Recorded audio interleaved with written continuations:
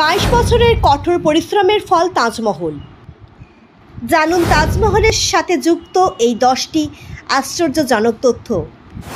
পৃথিবীর বিস্ময়কর স্থাপত্যগুলির তালিকায় রয়েছে তাজমহল।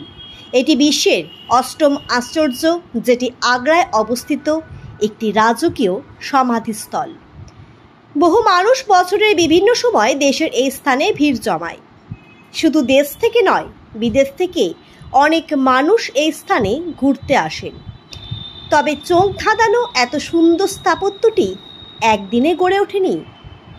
এটি তৈরি করতে দীর্ঘদিন সময় লেগেছে। তবে জানেন কি কত বছর ধরে এটি তৈরি হয়েছিল?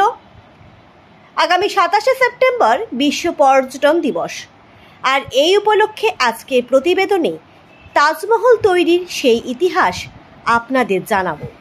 মুঘল সম্রাট শাহজাহান শুধু একজন শাসক ছিলেন তাই নয়, পাশাপাশি তিনি প্রেমিকও ছিলেন। স্ত্রী মমতাজকে তিনি খুবই ভালোবাসতেন।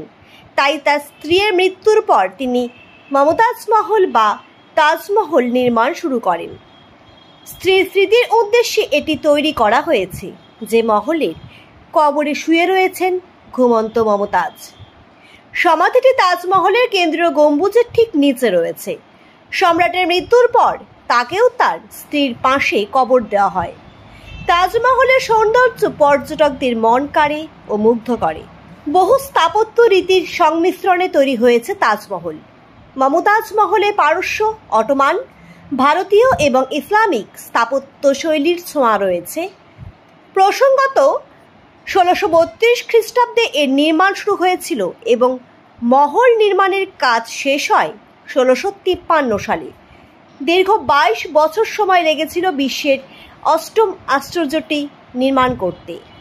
তাজমহলটি নির্মাণ করতে সারা দেশ সহ এশিয়ার বিভিন্ন প্রান্ত থেকে বিভিন্ন সামগ্রী আনা হয়েছিল। শ্রীলঙ্কা, চীন সহ ভারতের বিভিন্ন রাজ্যগুলি থেকে বহু মূল্যবান রত্ন আনা হয়েছিল।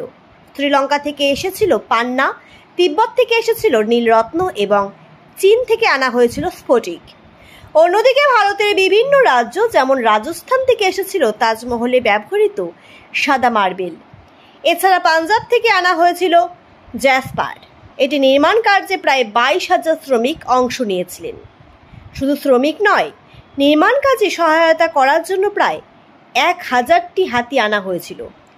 সমগ্র স্থাপত্যটি নির্মাণ করতে সেই সময় হিসেবে 3.2 কোটি টাকা খরচ হয়েছিল।